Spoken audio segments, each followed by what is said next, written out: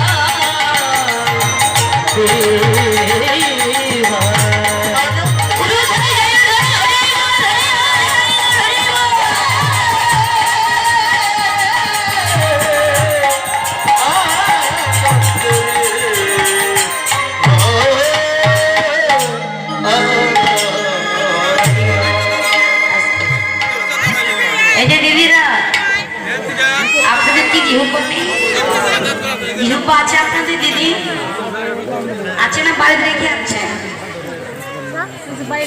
সবারই আছে এখানে ওই যে সেবা ভালো দিয়েছে তো পেটটা ভারী হয়ে আর দিবে বেরোচ্ছে তাই না নাকি বাড়ি থেকে আসার সময় দাদার সাথে ঝগড়া করে আসছে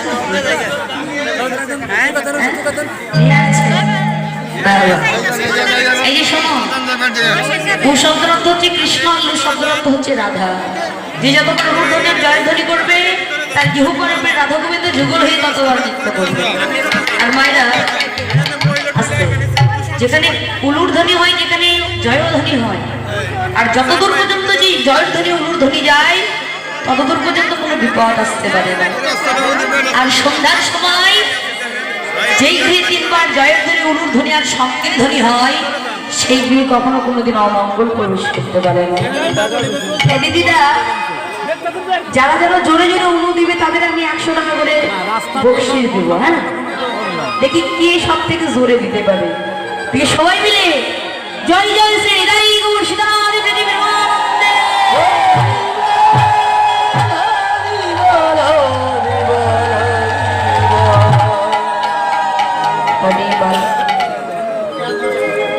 এই দিদিরা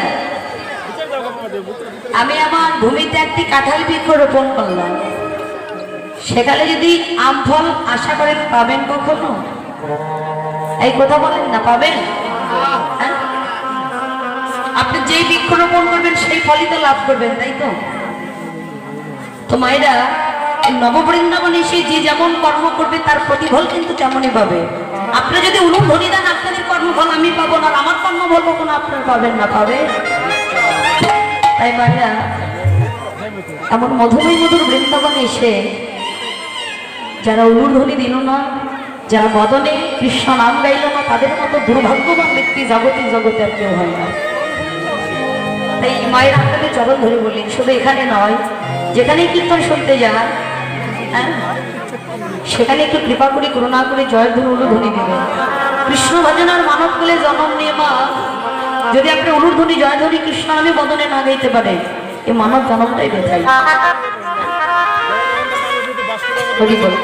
এখানে অনেক ব্যক্তিকে দেখছি যে তারা তারা মনে মনে হয়তো ভাগ্য ভাবনা করছে যে আমি একজন সুন্দরবান ব্যক্তি হয়ে আমি কেন উলু ধ্বনি দিব আমার যেদিন দেহ হইতে প্রাণভাগে চলে যাবে এই সুন্দর দেহটা পড়ে রবে সেদিন তো আপনাকে আর কেউ ভালোবাসবে না আমার বাবারা যায় ধ্বনি দেয়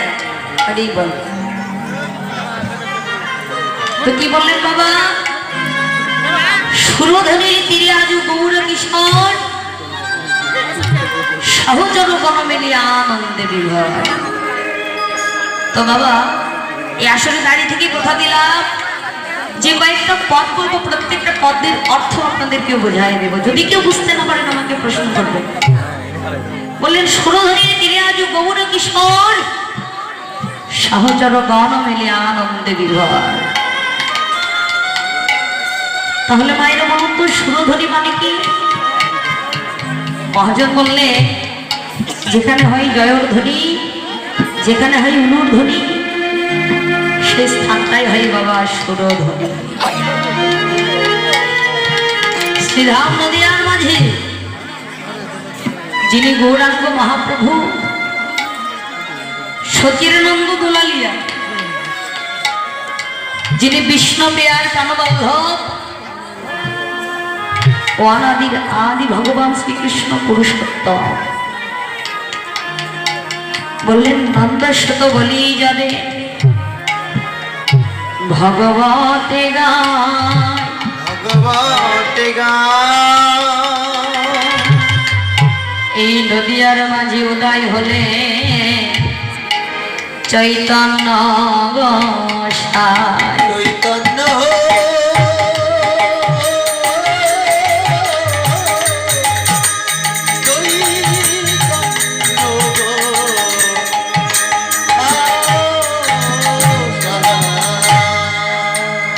বাবা গৌরাঙ্গ মহাপ্রভু কি করলো জানেন? সত্য ত্রেতা দাপর 3 যুগের পরে গৌরাঙ্গ মহাপ্রভু কলির যুগে উদয় কিতে উদয় হলে। আচ্ছা বাবার আপনারা বলুন তো, যে সত্য ত্রেতা দাপর 3 যুগের মধ্যে যেইভাবে গৌরাঙ্গ মহাপ্রভু উদয় হলে, এই কলিযুগের মাঝে কি সেভাবে গৌরাঙ্গ মহাপ্রভু উদয় হয়েছে বাবা? সত্য ত্রেতা দাপর 3 যুগের মধ্যে ধরা চোরা মোহন মুরলী হাসি হাসি সকল কিছু নিয়ে উদয় হলে, কিন্তু এই কলিযুগের মাঝে ভগবান উদয় হলে বড় বাঙাল, বড় ফকিরের বেশ ধারণ করে, ফকিরের বেশ ধারণ করে।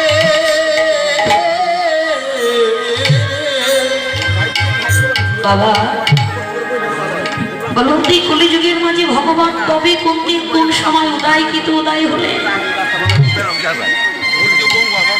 ভগবান মনে মনে ভাবলেন যে কলিহত জগতের জগতের জীব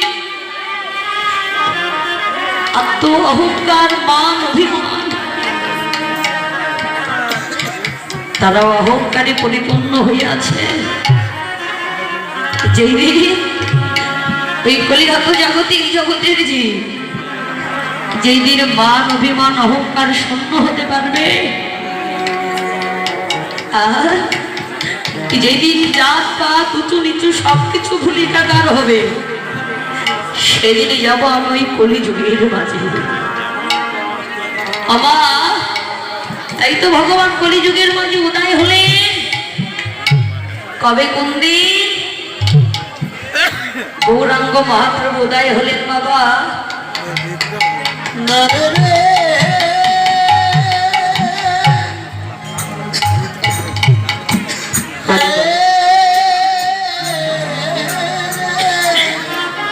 তো মাইনা, আমার একজন কৃষ্ণ ভক্ত দিদি ভাই আমার আসে দাঁড়িয়ে একটি কথা বলি বাবা, আমরা কত জায়গায় কীর্তনে যাই, এমন এমন জায়গা আছে যে আমাদের শুধু দেখে দেয় তোমরা এই রুমে থাকো, আমাদের মানুষ বলে মনেই করে না বাবা।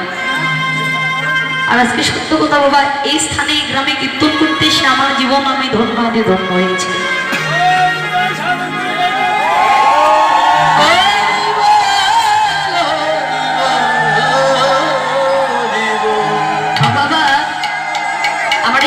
ভক্ত দিদির এত প্রেম এত ভক্তি এত নিষ্ঠা, আমি কিন্তু তাদের বাসায় আছি বাবা।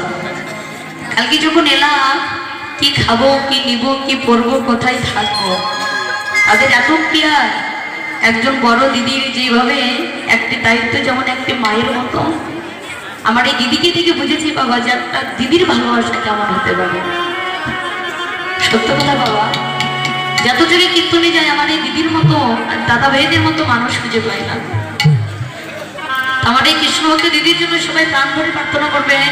আজকে যেমন ভাবে কৃষ্ণ প্রেম ভক্তি নিয়ে আজকে ভক্তের সঙ্গ করছেন, এমন ভাবে যেন প্রত্যেকটা ভক্তের মন জয় করতে পারে এবং আপনাদের চরণ জুড়ে করে মানব জনম ধন্য আদি ধন্য করতে পারে। হরি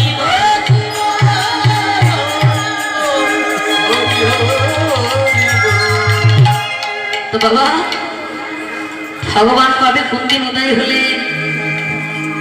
ভগবান উদয় হলে দোল পূর্ণিমার দিনে, অর্থাৎ গৌর পূর্ণিমার দিনে। বাবা দোল পূর্ণিমার দিন আমরা কি করি বলুন তো? আমরা কিন্তু একে অপরের রঙকে কিন্তু রং মাখিয়ে দেই। বাবা আগের যুগে যারা ধনীবান ব্যক্তি ছিলেন মা, দেখবেন ছেঁড়া ছেঁড়া বস্ত্র পরিধান করে, পুরাতন বস্ত্র পরিধান করে সেদিন কিন্তু রং মাখাবার জন্য বেরিয়ে পড়তেন।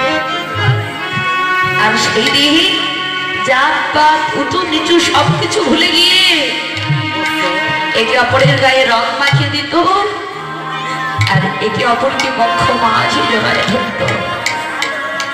সেই দিনই গৌরাঙ্গ মহাপ্রভু ভাবলেন এই তো সেই সুদিন এসেছে। আজকে গুলি হতো জগতের জীব সবাই একাকার হয়ে গেছে। আজকে তো আমার গুলি হতো জগতের জবাব দিন এসেছে। তো বাবা সেই গৌর পূর্ণিমার দিনে, দোল পূর্ণিমার দিনে ভগবানের নদিয়ার মাঝে উদয় হলে। তো বাবা বললেন এক নাগরী অপর নাগরীকে বলছে, নাগরী রে ওই সুরধনী গঙ্গার কোলে এমন এক অপরূপ মাধুর্য রূপখানা দর্শন করলাম নাগরী। ওই গৌরবখানা দর্শন করে নাগরী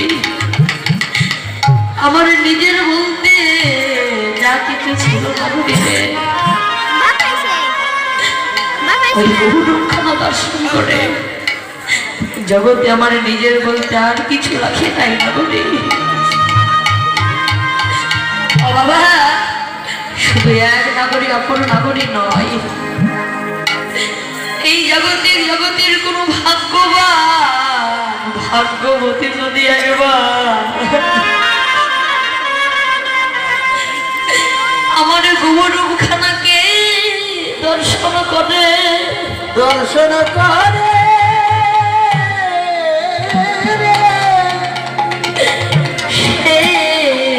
ভক্ত গৌর চরণে আত্মনিবেদন করে কেঁদে কেঁদে বলে, গৌরে তুমি আমাকে দিয়েছিলে ধন ঐশ্বর্য বিষয় বাসনা, দিয়েছিলে বাড়ি গাড়ি স্ত্রী পুত্র কন্যা, জগতে তাতে আমার কোনো দুঃখ নেই।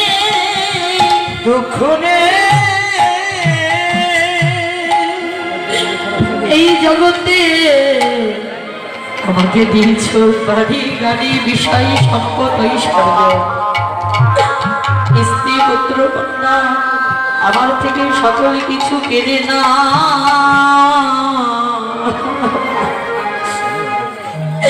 কিন্তু প্রভু হে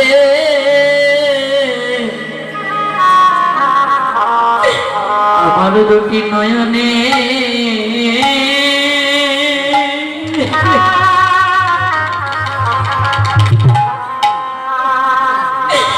দুটি নয়নে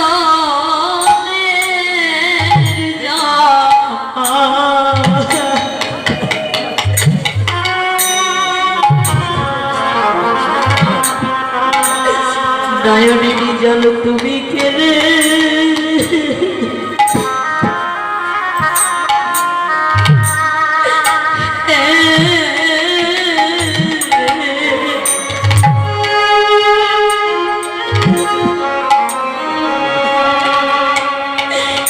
এই জগতে তুমি কেড়ে নিও না।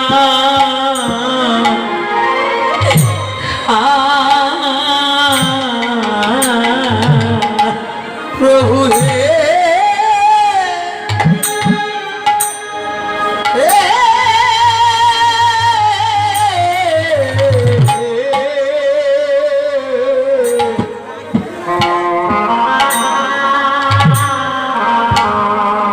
আমার দুটি নয়ন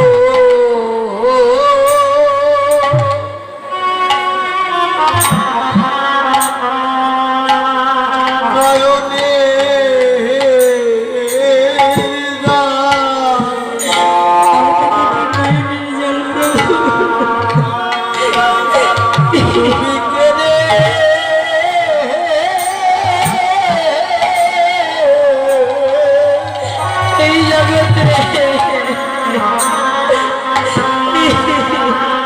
তুমি কেড়ে দিও না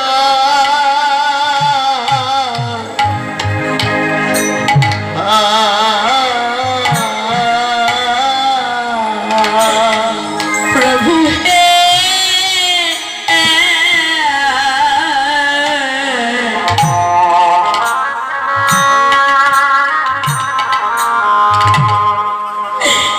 আমার দুটি নয়নে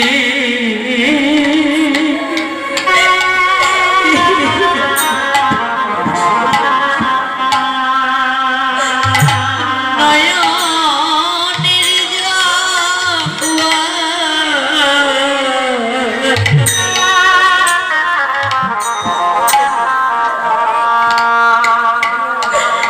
তুমি কেড়ে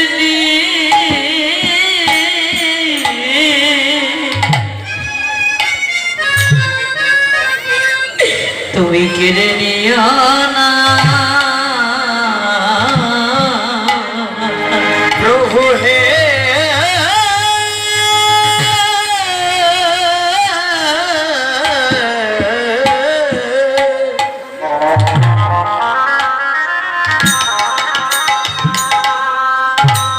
তুমি আমার দুটি নয়নের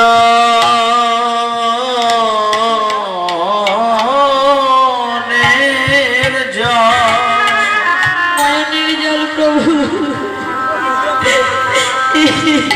জল কেড়ে